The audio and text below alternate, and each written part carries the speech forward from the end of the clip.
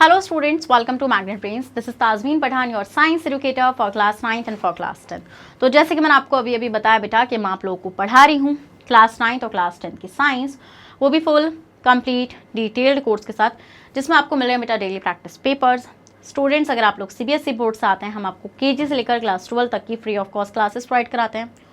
और अगर आप लोग स्टेट बोर्ड से आते हैं जैसे कि MP board, UP board, Bihar board, Delhi board and Rajasthan board, तो बेटा हम लोग आपको प्रोवाइड कराते हैं 6 से लेकर क्लास 12 तक की free of cost classes. Students अगर आपको ई बुक्स एंड नोट्स चाहिए तो उसका लिंक मिल जाएगा बेटा आपको डिस्क्रिप्शन बॉक्स में, जाइए और जाकर ग्रैब कर लीजिए। और आप हमें फॉलो कर सकते हैं through YouTube, Facebook, Instagram, Twitter and WhatsApp, इन सब के थ्रू बेटा फॉलो भी कर लीजिए। तो बेटा आज का जो हमारा धमाकेदार सेशन रहेगा वो रहेगा बेटा हमारा क्या, multiple choice questions. Yes students, so today we are going to discuss multiple choice questions. So if you have missed the session of assertion and reason based question, so don't worry students, the link is given in the description box as a previous video link, आप जाकर देख लीजिए उसको। तो आइए बेटा शुरू करते हैं हमारे मल्टीपल चॉइस क्वेश्चंस को। तो देखिए वही चीज़ है बेटा आपका, अब हम देखेंगे इस चैप्टर के रिगार्डिंग जो भी इंपॉर्टेंट मल्टीपल चॉइस क्वेश्चंस होंगे, और फिर हम इस चैप्टर को एक अच्छे नोट पर, मतलब इस सेशन को एक अच्छे नोट पर एंड करेंगे। आइए, विच of the following constituent a food chain, ठीक है, कौन सी है बेटा जो एक फूड चेन का फॉर्मेशन कर रही है, तो आपको पता है बेटा कौन है वो। जैसे ऑप्शंस में आप पढ़ेंगे ग्रास, व्हीट एंड मैंगो। अच्छा मुझे बताओ फूड चेन क्या होती है। First of all tell me what is food chain. तो आपको पता है एक ऑर्गेनिज्म जो होता है वो दूसरे ऑर्गेनिज्म पर डिपेंड रहता है फॉर द फूड, एंड इस तरीके से बेटा एक ऑर्गेनिज्म दूसरे ऑर्गेनिज्म पर डिपेंड होता रहेगा और एक पर्टिकुलर एक चेन बन जाएगी। So this constitute a food chain. वो क्या बनाएगी बेटा, वो बनाएगी आपका फूड चेन। तो हम ये देखेंगे बेटा जैसे आपका ग्रास है, तो ग्रास को व्हीट कैसे खा सकता है और व्हीट को मैंगो कैसे खा सकता है, तो this is not a food chain, है ना, ये आपकी फूड चेन नहीं होगी। Yes ma'am, this is not a food chain. Next grass got human, ठीक है, चलो नेक्स्ट गॉट काउ एलिफेंट, मतलब गॉट को काउ ने खा गया, काउ को एलिफेंट खा गया, वाह। नेक्स्ट ग्रास फिश गॉट, मतलब कि ग्रास को फिश ने खाया, फिश को गॉट ने खाया। नहीं बेटा, गॉट जो होती है आपकी हार्बिवर होती है, तो आपका ऑप्शन क्या हो जाएगा बेटा, ऑप्शन आपका हो जाएगा बी, ग्रास। ग्रास को खाया गॉट ने एंड गॉट को खाया किसने बेटा, ह्यूमन ने। समझ गए वाला पॉइंट। यस मैम, चलिए second, in a food chain the initial organism is usually, ये बोले बेटा एक फूड चेन में जो आपका पहला ऑर्गेनिज्म होता है, ठीक है, इनिशियल मतलब कि जो आपका पहला ऑर्गेनिज्म होता है वो क्या होता है। देखो आपको पता है, मैं एग्जांपल ले रही हूँ बेटा आपका यहाँ पे, जैसे मान लीजिए बेटा आपके पास एक फूड चेन है जहाँ पर आपकी जो ग्रास है बेटा, ठीक है, ग्रास को किसने खाया बेटा, ग्रास को खाया गॉट ने, और इस गॉट को खाया बेटा ह्यूमन ने। तो बेसिकली ये जो आपकी ग्रास है बेटा, ये तो फोटोसिंथेसिस को परफॉर्म कर रही होगी। क्या कर रही होगी बेटा, ये परफॉर्म कर रही होगी, परफॉर्म फोटोसिंथेसिस, फोटोसिंथेसिस, ये फोटोसिंथेसिस को परफॉर्म कर रही होगी। तो जिसकी वजह से हम ये देखते हैं बेटा कि आपका जो पहला ऑर्गेनिज्म होगा, जो इनिशियल ऑर्गेनिज्म होगा, वो फोटोसिंथेटिक होगा, हार्बिवोर होगा, सैप्रोफिटिक होगा, पैरासिटिक होगा। तो आंसर क्या होगा बेटा, आंसर होगा आपका फोटोसिंथेटिक। देखिए आपको पता है बेटा यहाँ पर और जो ऑप्शन इन्होंने दे रखे हैं, जैसे इन्होंने यहाँ पे एक ऑप्शन दे रखा है आपका हार्बिवोर का। हार्बिवोर जो होता है बेटा बेसिकली वो किस पर डिपेंड रहता है बेटा, वो आपके प्लांट्स पर डिपेंड रहता है। किस पर डिपेंड रहता है बेटा, वो आपके प्लांट्स पर डिपेंड रहता है फॉर दियर फूड प्रोडक्शन, मतलब फॉर दियर फूड, है ना। सैप्रोफिटिक जो होते हैं बेटा आपके वो डेड एंड डिकेइंग मैटर पर फीड करते हैं बेटा आपके, और जो पैरासिटिक होते हैं वो आपके लिविंग ऑर्गेनिज्म से अपना न्यूट्रिशन ले रहे होते हैं। ठीक है, आप स्क्रीनशॉट ले लीजिए। देखो फोटोसिंथेटिक का मतलब है कि भाई वो एनर्जी बना रहे हैं फूड की फॉर्म में, है ना। चलिए सो बेसिकली नेक्स्ट आते हैं question third, which of the following represent a possible food chain found in a pond. ठीक है, पॉन्ड में जो आपकी फूड चेन है वो आपको बतानी है। Primary producer, primary consumer, secondary consumer. देखो प्रोड्यूसर्स तो आपको पता है, प्रोड्यूसर्स क्या होते हैं, जो खाना बना रहे हैं। जो आपके कंज्यूमर्स होते हैं बेटा वो फीड कर रहे होते हैं प्रोड्यूसर्स के ऊपर। अब प्राइमरी कंज्यूमर्स जो होते हैं बेटा आपके वो हार्बिवोर होते हैं, है ना, आपको पता है। बट ये पॉन्ड में है तो हम पॉन्ड में देखेंगे बेटा। जैसे प्राइमरी प्रोड्यूसर जैसे ग्रीन एल्गी, देखो पहले आप प्राइमरी प्रोड्यूसर्स को पढ़ो, green algae, fish, mosquito larva and green algae. ठीक है, तो आपको पता है बेटा फिश और mosquito larva. Okay done. Next green algae को खाया फिश ने एंड फिश को खाया मस्कीटो के लार्वे ने, वाह। नेक्स्ट फिश को खाया ग्रीन एल्गी ने, अच्छा फिश ग्रीन एल्गी, वाह वाह वाह, मतलब फिश ने फूड बनाया और फिश को ग्रीन एल्गी खा गई, हटाओ इसको। नेक्स्ट मॉस्किटो लार्वे को खाया फिश ने एंड फिश को खाया ग्रीन एल्गी ने।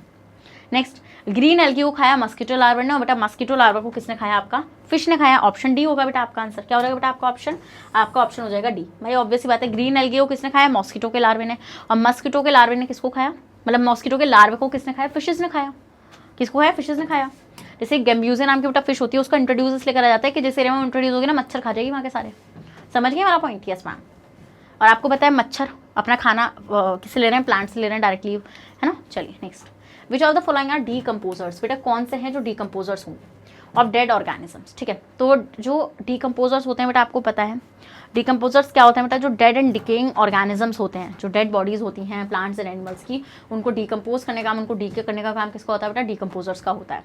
जैसे इन्होंने बैक्टीरिया पे नो लगा रखा है बेटा, बैक्टीरिया तो होता है सबसे बड़ा डिकम्पोजर, ठीक है। तो पहला ऑप्शन तो वैसे ही बाहर है, पहला ऑप्शन तो लिस्ट से बाहर हो गया, ठीक है। नेक्स्ट बैक्टीरिया, नेक्स्ट वाले में इन्होंने फंजाई को नो लगा रखा है, वाह। नेक्स्ट इन्होंने क्या कर रखा है, yes yes no and then yes yes yes, तो ऑप्शन क्या होगा बेटा सी। वायरसेस कोई डिकम्पोजर्स नहीं होते बेटा, आपको मैं शुरू से बात बताती आ रही हूँ बेटा कि जो आपके क्या होते हैं, जो आपके बैक्टीरिया और फंगस होते हैं, ठीक है, ये क्या होते हैं बेटा, ये आपके डिकम्पोजर्स होते हैं। क्या होते हैं बेटा, ये आपके डिकम्पोजर्स होते हैं। डन, यस मैम, समझ में आ गया। नेक्स्ट आएंगे बेटा question number 5, which of the following is an artificial ecosystem. इसमें से कौन सा आपका आर्टिफिशियल इकोसिस्टम है। फर्स्ट ऑफ ऑल इकोसिस्टम क्या है ना। इकोसिस्टम क्या होता है बेटा, when where living organism interact with non living organism. जहां पर बेटा जो आपका लिविंग ऑर्गेनिज्म होता है वो किसके साथ इंटरेक्ट करता है बेटा, नॉन लिविंग ऑर्गेनिज्म के साथ इंटरेक्ट करता है, ये होता है आपका इकोसिस्टम। आर्टिफिशियल का मतलब क्या है बेटा, मैन मेड, जो इंसानों ने बनाया है। क्या, जो इंसानों ने बनाया है आपका, वो होता है बेटा आपका क्या, आर्टिफिशियल इकोसिस्टम, मतलब इकोसिस्टम। जैसे pond, crop field, lake, forest, ठीक है। आपका पॉन्ड, लेक, फॉरेस्ट और क्रॉप फील्ड, आपको पता है बेटा आंसर क्या होगा, क्रॉप फील्ड, ठीक है। जो बेटा आपके खेत होते हैं उनको इंसानों ने बनाया है ना, उनको इंसानों ने बनाया बेटा। पॉन्ड जो गया वो एक नेचुरल इकोसिस्टम है, फॉरेस्ट आपका एक नेचुरल इकोसिस्टम है, लेक आपका एक नेचुरल इकोसिस्टम है। You can take a screenshot of this, ठीक है। इसमें हम लोग फसलें उगाते हैं ना, क्रॉप फील्ड्स में, खेत जो होते हैं आपके। नेक्स्ट आते हैं बेटा question number 6, disposable plastic plates should not be used. बेटा जो आपकी डिस्पोजेबल प्लास्टिक प्लेट्स होती हैं उनको आपको क्यों नहीं यूज करना चाहिए। ऑप्शंस हैं, they are made of light weight materials, क्योंकि ये लाइट वेट मटीरियल्स की बनी हुई होती हैं। They are made of toxic materials, क्योंकि ये टॉक्सिक मटीरियल्स की बनी हुई होती हैं। They are made of biodegradable materials, या they are made of non biodegradable material. तो आंसर क्या होगा बेटा, आंसर होगा इसका डी। देखिए आप पहले तो आप ये खुद देखिए, वो लाइट वेट है, इससे क्या मतलब है, ठीक है। टॉक्सिक मटेरियल की होती है तो इंसान पहले को यूज कर रहा होता है, वो तो डिस्पोज ऑफ है। Yes ma'am. बायोडिग्रेडेबल मटेरियल नहीं बेटा, क्योंकि वो नॉन बायोडिग्रेडेबल मटेरियल्स होते हैं, इसलिए हम लोग देखते हैं बेटा जो आपका डिस्पोजेबल प्लास्टिक प्लेट्स होती हैं, ठीक है। डिस्पोजेबल आपको पता है ना, जिसको आप डिस्पोज ऑफ कर सकते हैं खाने पीने के बाद, ठीक है। तो उनको आप क्यों नहीं यूज़ करना चाहिए बेटा, क्योंकि वो नॉन बायोडिग्रेडेबल है। अल्टीमेटली आपने बहुत सारी मंगाई, मान लो आपने 100-200 लोगों की एक मतलब कि आपने गेट टुगेदर किया, उसमें आपने डिस्पोजेबल प्लेट्स मंगा ली। अब क्या होगा बेटा, वो कचरा प्रोड्यूस हो रहा है। अब वो जो कचरा बेटा प्रोड्यूस हो रहा है वो बेसिकली क्या है बेटा, वो डिस्पोज ऑफ तो हो ही नहीं सकता, क्योंकि वो तो नॉन बायोडिग्रेडेबल वेस्ट है आपका, है ना। तो कितना टाइम भी पड़ा रहेगा, वो ऐसे ही रहेगा। अब आपके दिमाग में एक सवाल ज़रूर आता होगा, जो एज अ मतलब स्टूडेंट मेरे भी आता था, कि मैम अगर ये इतना खतरनाक है तो बन क्यों रहा है। दिस क्वेश्चन हिट्स सीरियसली कि मैम अगर ये इतना ही खतरनाक है तो कंट्री क्यों बना रही है। बेटा ऐसा तो इतनी चीज़ें हैं ना, आप बिलीव नहीं करेंगे, यही तो है ह्यूमन, यही तो मतलब आप ये समझ लो, जहाँ से पैसा आएगा वो सब काम करेगा, है ना। ये बात आपको पता है ना। यस मैम, ये बात हमें पता है। ऐसी बहुत सारी चीज़ें होती हैं बेटा जो हमारे लिए हार्मफुल हैं। जैसे आपने देखा होगा जो लोग स्मोकिंग करते हैं, सिगरेट्स हो गई आपकी, उन पर लिखा होता है, उन पर माउथ कैंसर उन्होंने दिखा रखा होता है, उन पर उन्होंने लंग कैंसर को दिखा रखा होता है, वो वार्निंग देते हैं, उसके बाद भी लोग पीते हैं। क्या बोलेंगे अब आप उनको, चलिए। सो दे आर हैबिट, मतलब वो होता है ना, वो हैबिचुअल हो चुके हैं उन चीज़ों के, उन्हें पता है कि वो अंदर से खत्म हो रहे हैं, उनको पता है कि उनके फेफड़े खत्म हो जाएंगे, बट उनको फर्क नहीं पड़ता। दे आर सेइंग भाड़ में जाए, हम तो पिएंगे। Next, in a food chain the third trophic level is always occupied by. बेटा एक जो आपका फूड चेन होती है उसमें जो थर्ड ट्रॉपिक लेवल होता है वो हमेशा किसके थ्रू ऑक्यूपाई होता है, कार्निवोर्स के थ्रू ऑक्यूपाई होता है, हार्बीवोर्स के थ्रू ऑक्यूपाई होता है, डिकम्पोजर्स के थ्रू ऑक्यूपाई होता है, या फिर प्रोड्यूसर्स के थ्रू ऑक्यूपाई होता है।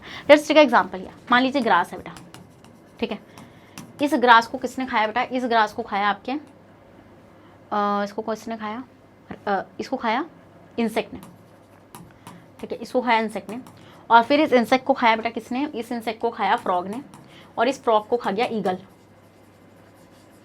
Done, yes ma'am. तो ग्रास जो है बेटा यहाँ पर ये प्रोड्यूसर है, यस मैम। तो ये हो जाएगी ट्रॉपिक लेवल 1 पर, तो ग्रास तो आपकी T1 लेवल पर है। तो बेसिकली ग्रास क्या है, देखो मैं आपको बता देती हूँ यहाँ पे कौन क्या क्या है।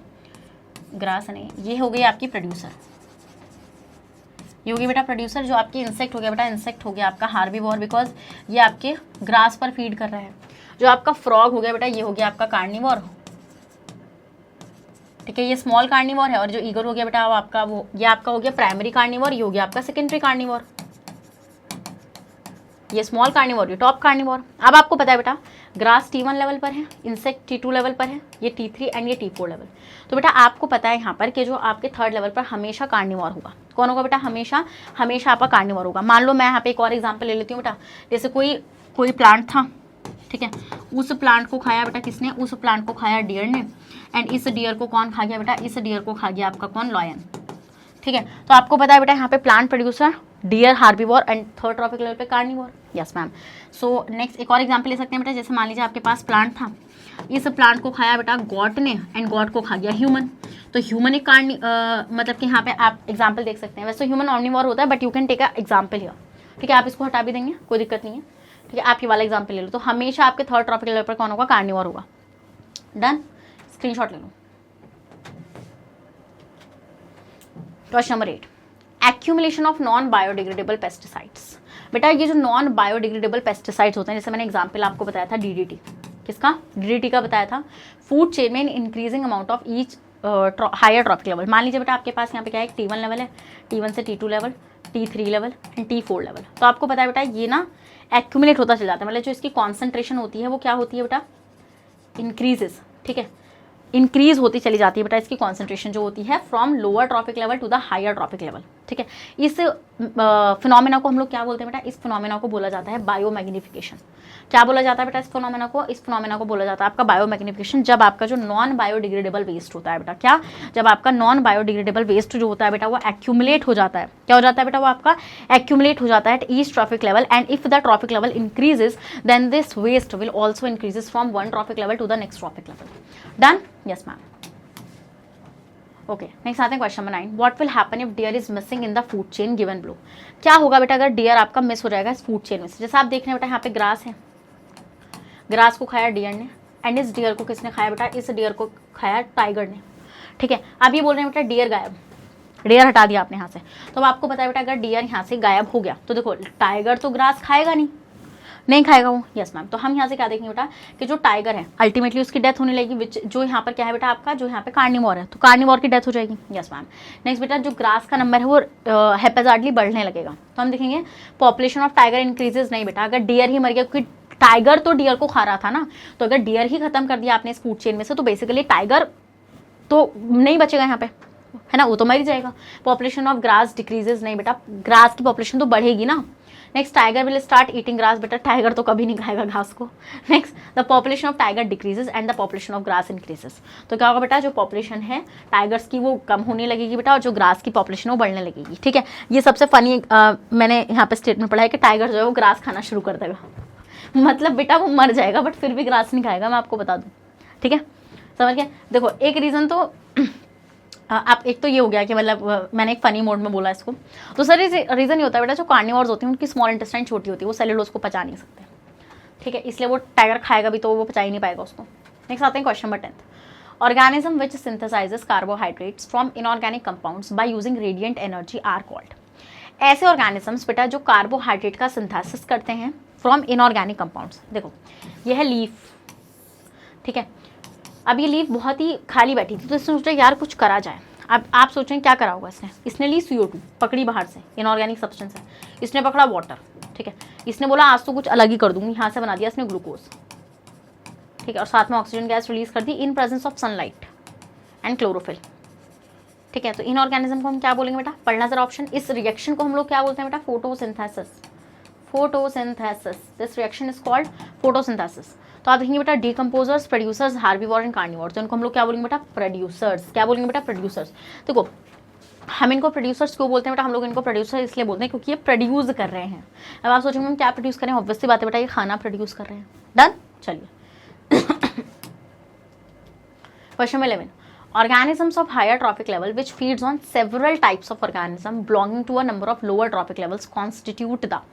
ये बोल रहे हैं बेटा जो ऑर्गेनिज्म होते हैं हायर ट्रॉपिक लेवल के, जो बेटा फीड कर रहे होते हैं सेवरल टाइप्स के ऑर्गेनिजम्स पर belonging to a number of lower trophic level, जो लोअर ट्रॉपिक लेवल पर बिलोंग कर रहे हैं बेटा, ये आपकी क्या बनाते हैं? इकोसिस्टम बनाते हैं, फूड वेब बनाते हैं, इकोलॉजिकल पिरामिड बनाते हैं, या फिर आपकी फूड चेन बनाते हैं। तो बेटा ये क्या बनाते हैं? फूड वेब, क्योंकि उसने यहाँ पे एक पर्टिकुलर, उसने ये नहीं बोला कि which feeds on a particular type of organism, उसने बोला feeds on a several types of organisms.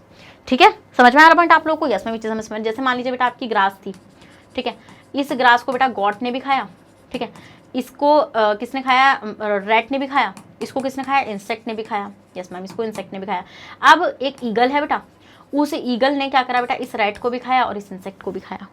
समझ रहे हैं आप मेरा पॉइंट यहाँ पे? यस मैम, तो वो सेवरल लोअर ट्रॉफिक लेवल पर सेवरल जो ऑर्गेनिज्म है बेटा लोअर ट्रॉफिक लेवल पर उनको फीड कर सकता है ना। समझ गए मेरा पॉइंट यहाँ पे? यस मैम, ये चीज़ हम समझ गए। तो बेसिकली फूड वेब क्या होता है? फूड वेब होता है बेटा the interlinking of a food chain. जब आप बहुत सारी फूड चेन्स को आपस में इंटरलिंक कर देते हैं बेटा, तब वो बनाते हैं क्या? आपके फूड वेब्स। ओके, नेक्स्ट आते हैं question number 12। In the figure given alongside, जो साइड में आपको फिगर गिवन है, the various trophic level are shown in the form of pyramid. तो ये पिरामिड आपको दिख रहा है यहाँ पे। At which trophic level the maximum energy is available, कौन से लेवल पर बेटा आपकी मैक्सिमम एनर्जी अवेलेबल रहेगी? तो आपको पता है बेटा T1 level. T1 level, yes ma'am, ठीक है। तो आंसर क्या होगा बेटा आपका? T1 level. एक एग्जाम्पल से समझाती हूँ। देखो आपको पता है, मान लीजिए आपके पास है प्लांट्स, क्या है बेटा? आपके पास है प्लांट्स। तो प्लांट्स ने सनलाइट का सिर्फ 1% लिया, 1% एनर्जी, 1% एनर्जी को प्लांट्स ले लिया। यस मैम, तो मान लीजिए बेटा प्लांट्स के पास थी 10,000 जूल एनर्जी। कितनी बेटा? 10,000 जूल एनर्जी प्लांट के पास थी। अब आपको पता है बेटा अकॉर्डिंग टू द 10% लॉ, जो आपका 10% लॉ है वो ये कहता है बेटा कि इसका सिर्फ 10% ही आगे जा पाएगा। तो मान लीजिए यहाँ पर डियर है बेटा, डियर ने प्लांट को खाया, तो डियर को सिर्फ और सिर्फ इसका 10% मिलेगा। ठीक है, तो इसके हिसाब से 10% ऑफ 10,000 जूल डियर को मिलेगा, तो इट इज 10/100 मल्टीप्लाई बाय 10,000। तो 2 0 से 2 0 कैंसिल, इट विल अब 1,000 जूल। तो ये हो जाएगा बेटा आपका कितना? ये हो जाएगा आपका 1,000 जूल। तो इसका मतलब आप देखो, ये डियर को खाया लॉयन ने, तो लॉयन को बेटा इस 1,000 जूल का सिर्फ 10% मिलेगा। ठीक है, तो इसका 10% ऑफ 1,000 जूल, तो ये हो जाएगा बेटा कितना? 10/100 मल्टीप्लाई बाय 1,000। तो 2 0 से 2 0 cancel, it will B 100 joule. ये क्या होगा बेटा? ये होगा आपका 100 जूल। समझ गए वाला पॉइंट आप लोग? यस मैम, ये चीज़ हमें समझ में आ चुकी है। तो इसलिए हम लोग देखते हैं बेटा कि जो मैक्सिमम एनर्जी हमें मिलती है बेटा वो T1 लेवल पर मिलती है। क्या ये क्वेश्चन बेटा पूछा जाएगा? मुझे 100% चांसेस लग रहे हैं इसके पूछे जाने के। ठीक है, तो समझ गए वाला पॉइंट या नहीं समझ गए? जल्दी बताइए, समझ गए ना वाला पॉइंट? यस मैम, कि T1 लेवल पर आपको मैक्सिमम एनर्जी मिलेगी। Next 13th, one of the following is not a consumer, this one is. कौन सा इसमें से कंज्यूमर नहीं है? Giraffe, antelope, algae and alligator. बेटा मुझे बताओ, एल्गी क्या एलिगेटर खाएगी?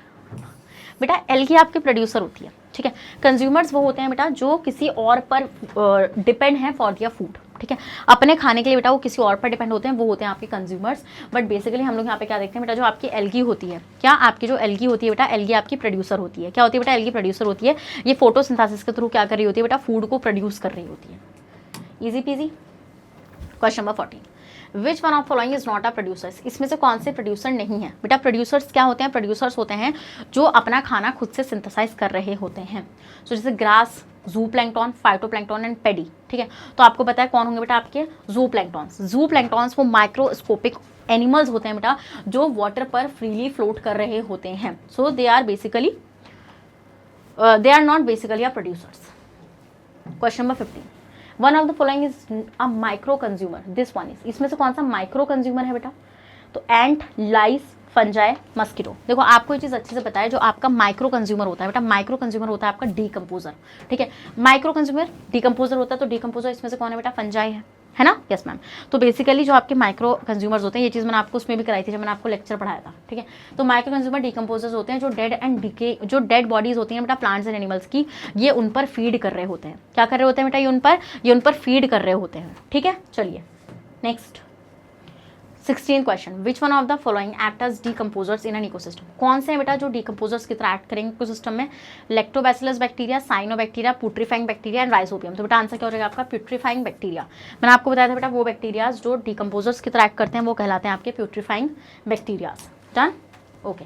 नेक्स्ट आते हैं बेटा आपका question number 17, what provides the energy when then flows through a food chain. ठीक है, कौन एनर्जी प्रोवाइड कराता है बेटा फूड चेन में क्या होने के लिए बेटा? फ्लो होने के लिए। Glucose, oxygen, respiration, sunlight. देखो आपको ये चीज़ पता है बेटा, जो आपकी फूड चेन होती है, जैसे मैं यहाँ पे एक एग्जांपल लेती हूँ बेटा, आपका एग्जांपल क्या हो जाएगा? मान लीजिए आपके पास बेटा एक प्लांट था। क्या था बेटा? आपके पास एक प्लांट था। इस प्लांट को किसने खाया बेटा? डियर ने खाया। देन डियर को खाया बेटा लॉयन ने। तो अल्टीमेटली जो आपका प्लांट था, तो प्लांट को एनर्जी कहाँ से मिली बेटा? प्लांट को एनर्जी मिली सनलाइट से। कहाँ से मिली बेटा? प्लांट को एनर्जी सनलाइट से मिली। तो बेटा जो सनलाइट का 1% प्लांट, क्या वो 1% पार्ट जो था बेटा जो प्लांट को मिला, ठीक है। आपको पता है बेटा जितनी भी एनर्जी, भले से कितनी भी एनर्जी है बेटा सनलाइट की, पार से आपको 50% एनर्जी मिलती है, बट पार का भी सिर्फ 1% पार्ट ही प्लांट यूज कर पाते हैं, ठीक है। कितना बेटा? 1% पार्ट प्लांट यूज कर पाते हैं, ठीक है। तो आंसर क्या हो जाएगा? आंसर हो जाएगा बेटा आपका सनलाइट। आंसर क्या हो जाएगा बेटा? आंसर आपका हो जाएगा सनलाइट। समझ में आया वाला पॉइंट आप लोगों को? यस मैम, ये चीज हमें समझ में आ गई। नेक्स्ट आते हैं बेटा question number 18, which pollutant released into air during refrigerator. कौन सा पॉल्यूटेंट है बेटा जो एयर में रिलीज होता है रेफ्रिजरेटर में से एंड एयर कंडीशनिंग में से, is the greatest contributor to the depression of the ozone layer. आपको पता है बेटा, इतनी मैंने इसकी चर्चा कर दी है ना, यह है क्लोरोफ्लोरोकार्बन, ठीक है। आपको पता है बेटा ये जो आपके क्लोरोफ्लोरोकार्बन होते हैं, ये क्या कर रहे हैं बेटा? ये ओजोन को डिप्लीट कर रहे हैं। देखो बहुत सारे लोगों को लगता है कि ओजोन को डिप्लीट कैसे करते हैं। मैंने आपको बताया बेटा, देखो इसमें जो फ्री क्लोरीन होता है ना, वो क्या करता है, मतलब अभी आप ऐसी आइडिया लगा लो, वो O3 के मॉलिक्यूल को तोड़ देता है। इसमें जो क्लोरीन होता है वो O3 के मॉलिक्यूल को तोड़ देता है ऑक्सीजन में और नेसेंट ऑक्सीजन में। सो बेसिकली इस तरीके से बार बार तोड़ता रहता है, तो जो ओजोन है वो आपकी डिप्लीट होती रहती है, बट वापस से बेटा ये अपना आपको O3 बना लेती है। ये नेसेंट ऑक्सीजन इस ऑक्सीजन के मॉलिक्यूल से मिलेगा और वापस से O3 बना लेगा। बट भाई आपको पता है ओजोन बहुत इंपॉर्टेंट है, क्योंकि ये हमें जो यूवी रेज आ रही हैं सन से, उससे बचा रही है। अगर ये खत्म हुई तो हम खत्म हो जाएंगे, क्योंकि स्किन कैंसर, कैटरेक्ट, ये सारी बीमारियां हमें हो जाएंगी। 19 क्वेश्चन देखते हैं। इन the food chain given below, ये जो फूड चेन है आपको नीचे गिवन है, if the amount of energy available at the 4 trophic level is 5 kilo joule. ये बोला अगर अमाउंट ऑफ एनर्जी जो है वो आपको 5 किलो जूल अवेलेबल है 4th ट्रॉफिक लेवल पर, मतलब कि 5 किलो जूल एनर्जी अवेलेबल है आपको स्नेक वाले लेवल पर, तो what was the energy available at the producer level. Producer पर, ग्रास पर कितनी एनर्जी होगी? तो सिंपल सी बात है, आप लोगों को इसमें ये चीज अच्छे से मालूम है कि भाई ग्रास से एनर्जी ग्रास ऊपर को गई, ग्रास ऊपर से फ्रॉग पर कितनी, सिर्फ 10% एनर्जी जा रही होगी। तो हमें ये नहीं पता फ्रॉग के पास कितनी है, तो हम ये बोल सकते हैं कि भाई फ्रॉग के पास x जूल एनर्जी है और उस x जूल एनर्जी का 10% स्नेक को मिला है, विच इज 5 किलो जूल। समझ गए? बिल्कुल मैम। तो फ्रॉग का कितना? फ्रॉग का 10%, फ्रॉग के पास जो एनर्जी थी कितनी थी हमें नहीं पता, x जूल मान रहे हैं हम लोग, तो 10% ऑफ x जूल एनर्जी, और जूल में मतलब ये किलो जूल में है, तो 10% of x kilo joule energy is equal to 5 kilo joule. मतलब कि भाई इस x किलो जूल का 10% ही तो 5 किलो जूल होगा। हमें नहीं पता ये x जूल कितना है, हम अभी निकालेंगे। तो 10/100, बिल्कुल ma'am, multiply by x kilo joule is equal to 5 kilo joule. अब आपको पता है बेटा यहाँ से अगर आपको x कैलकुलेट करना है तो 5 मल्टीप्लाई में जाएगा 100 और अपॉन में आएगा कितना 10, तो it will B 50 kilo joule. तो इसका मतलब फ्रॉग के पास 50 किलो जूल एनर्जी थी। बिल्कुल मैम, फ्रॉग के पास थी 50 किलो जूल एनर्जी, थी या नहीं थी? बिल्कुल थी। अब अगर मैं ग्रास हॉपर की बात करूंगी स्टूडेंट, तो हम लोग क्या देखेंगे यहाँ पे, ग्रास हॉपर की 10% एनर्जी फ्रॉग के पास आई है, जो है 50 किलो जूल, ठीक है। तो हमें नहीं पता ग्रास हॉपर के पास अभी कितनी एनर्जी, हम मान रहे हैं एक्स एनर्जी मान रहे हैं, एक्स किलो जूल एनर्जी मान रहे हैं, तो उसका 10%, उस एक्स किलो जूल एनर्जी का 10% फ्रॉग को मिला, जो है 50 किलो जूल। तो इसका मतलब अगर मैं यहाँ से x निकालूंगी तो कितना आएगा, 10/100 multiply by s is equal to 50 kilo joule. तो x is equal to 50 into 100 और अपॉन में कितना आएगा स्टूडेंट आपका 10 आएगा, 0 से 0 कैंसिल, तो हो जाएगा आपका कितना 500 किलो जूल। तो x कितना हो जाएगा बेटा आपका, x आपका हो जाएगा 500 किलो जूल। बिल्कुल मैम। तो इसका मतलब ग्रास हॉपर के पास है 500 किलो जूल एनर्जी। अब हमें नहीं पता कि प्लांट के पास कितनी एनर्जी है, तो हमने कहा भाई प्लांट के पास जो भी x जूल एनर्जी होगी उसका 10% किसको मिला होगा, ग्रास हॉपर को मिला होगा। बिल्कुल मैम। तो इसका मतलब 10% of x kilo joule is equal to 500 kilo joule. तो इसका मतलब 10/100 multiply by x is equal to 500, तो x is equal to 500 multiply by 100 upon में 10, तो 0 से 0 कैंसिल, तो it will be 5000 kilo joule. तो भाई प्लांट के पास, ग्रास के पास कितनी एनर्जी होगी, 5000 किलो जूल। तो answer will be C. Answer क्या हो जाएगा स्टूडेंट्स, आपका आंसर सी हो जाएगा। Take a screenshot of this. ठीक है भाई, ले लिया आप लोगों ने इतने का स्क्रीनशॉट? बिल्कुल मैम, ले लिया हम लोगों ने इतने का स्क्रीनशॉट, क्योंकि वो मैंने आपको निकालनी बताई किसके हिसाब से, ठीक है, एक आइडिया मैंने आपको दिया जूल के हिसाब से। Next, what percentage of sun energy falling on the leaves of a green plant. क्योंकि आप इसको क्लो जूल में निकालोगे तो आप वैसे ही निकालोगे इसको, ऑब्वियसली बात है, क्लो जूल में करके भी निकालोगे, ठीक है। चलो तो हम देखते हैं बेटा आपका यहाँ पे क्या परसेंटेज रहेगा बेटा सन एनर्जी का falling on the leaves of a green plant. तो आपको पता है बेटा कितना होता है, कितना परसेंटेज होता है बेटा सन एनर्जी का जो ग्रीन प्लांट्स यूज कर पाते हैं, ठीक है। At the time of photosynthesis वो होता है बेटा आपका 1%, पार का भी 1%। नेक्स्ट आता है बेटा आपका 21st question, the flow of energy in an ecosystem is always. जो बेटा एनर्जी का फ्लो होता है इकोसिस्टम के अंदर वो हमेशा कैसा होता है बेटा, वो हमेशा आपका यूनिडायरेक्शनल होता है। देखो आपको पता है बेटा ग्रास है, इस ग्रास को किसने खाया बेटा, डियर ने खाया, और इस डियर को खाया बेटा लॉयन ने। तो जो एनर्जी ग्रास के पास थी, जब डियर ने इस ग्रास को खा लिया तो वो एनर्जी डियर के पास चली गई एंड डियर से वो एनर्जी लायन के पास आ जाएगी। कभी भी ऐसा नहीं होगा बेटा कि लायन से वापस से ग्रास को मिल जाए, this will not gonna happen. तो इसलिए हम लोग देखते हैं बेटा जो इसका पिरामिड होता है ना एनर्जी का, वो आपका कैसा होता है, अपराइट होता है। अपराइट पिरामिड का मतलब क्या होता है कि भैया जो आपका लोअर ट्रॉफिक लेवल होता है उससे एनर्जी कहाँ जा रही होती है बेटा, आपकी टॉप ट्रॉफिक लेवल पर जा रही होती है। समझ गए वाला पॉइंट? तो आपका यूनिडायरेक्शनल आंसर हो जाएगा इसका।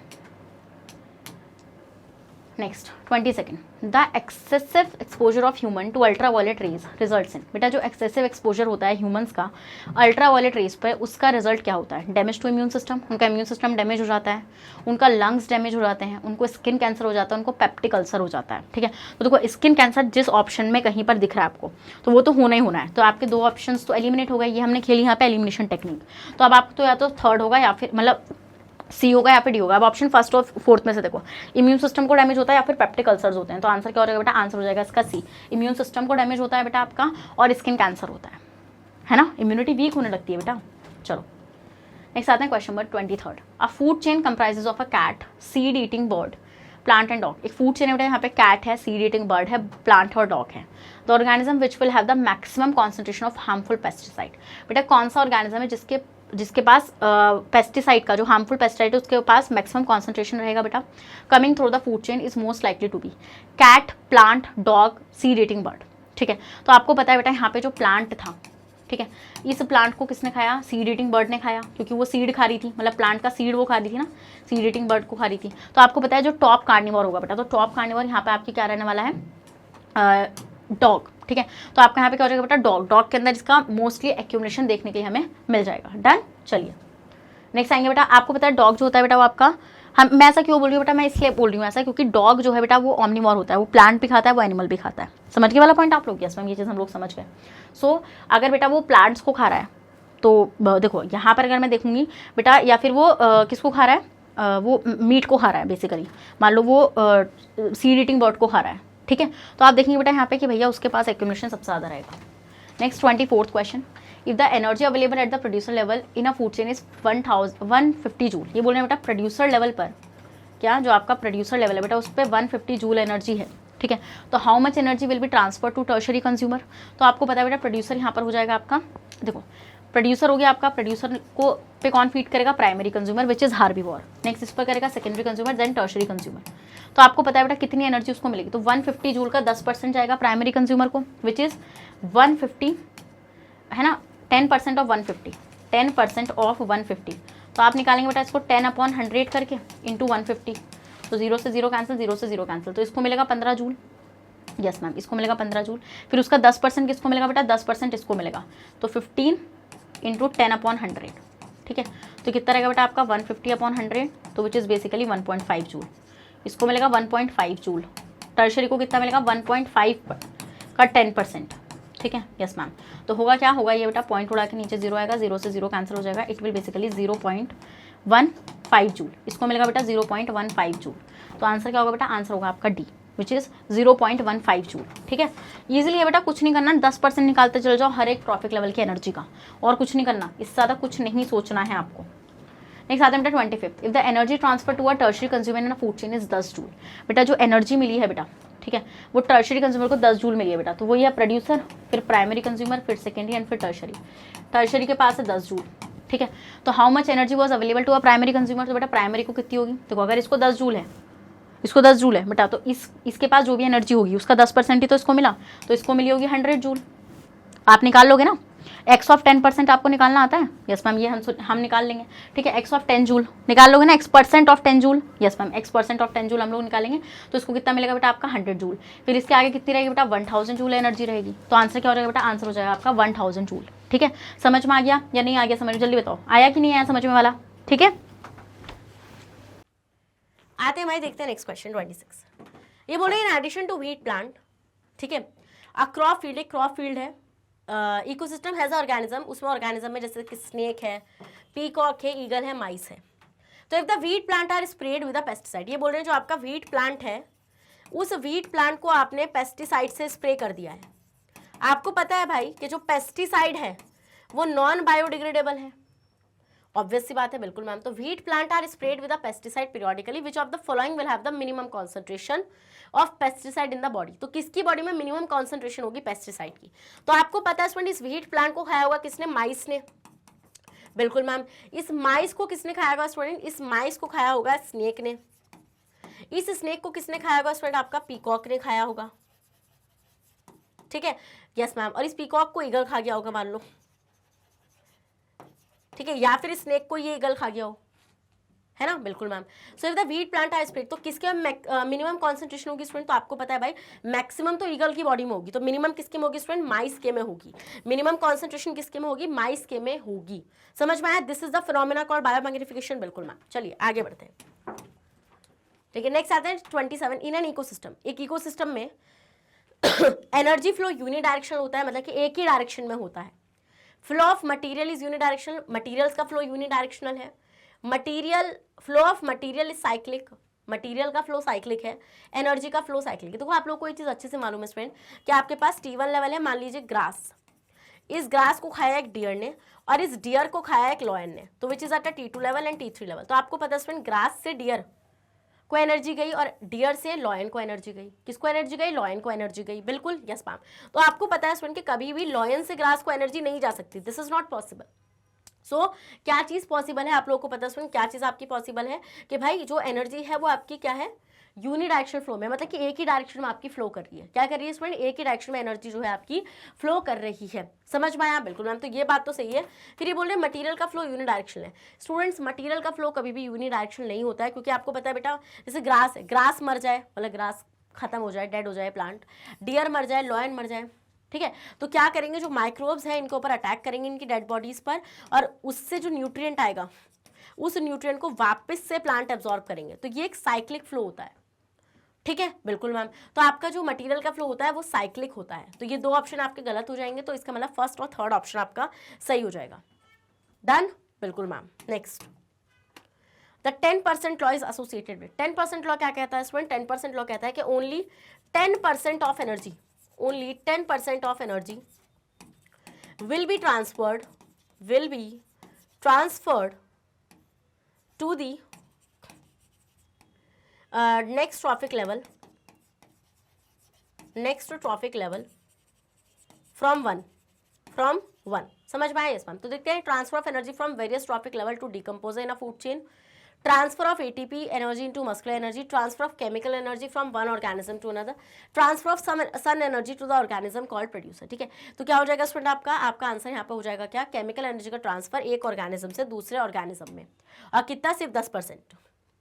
नेक्स्ट आएंगे harmful chemical which is accumulating. तो आपको पता है स्टूडेंट कौन सा हार्मफुल केमिकल हो जाएगा? जैसे बेंजाइल हेक्साक्लोराइड नहीं, मतलब बेंजीन हेक्साक्लोराइड नहीं, dichloro diphenyl trichloro ethane, which is very important student. ये आपका काफ़ी क्या है, ये हार्मफुल केमिकल होता है स्टूडेंट, जो एक फूड चेन के अंदर एक्यूमुलेट होता चला जाता है, ठीक है।